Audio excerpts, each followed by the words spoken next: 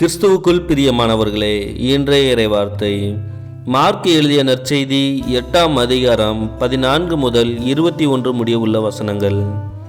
அக்காலத்தில் சீடர்கள் தங்களுக்கு தேவையான அப்பங்களை எடுத்துச் செல்ல மறந்துவிட்டார்கள்.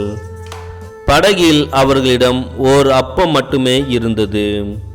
அப்பொழுது இயேசு பரிசேயர், ஏரோதியர் ஆகியோரது புளிப்பு மாவை குறித்து மிகவும் கவனமாயிருங்கள் என்று அவர்களுக்கு கட்டளையிட்டார்.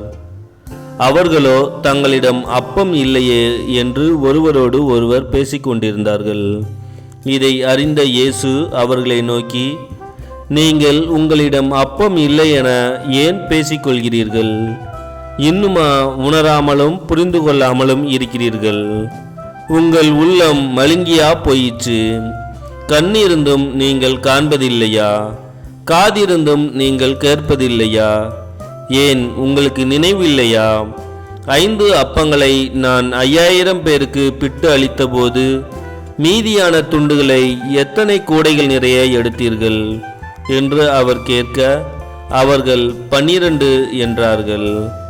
7 அப்பங்களை நான் 4000 பேருக்கு பிட்டு அளித்தபோது மீதி துண்டுகளை எத்தனை கூடைகள் நிறைய எடுத்தீர்கள் என்று கேட்க, அவர்கள் 7 என்றார்கள். மேலும் அவர் அவர்களை நோக்கி, இன்னும் உங்களுக்கு புரியவில்லையா என்று கேட்டார்.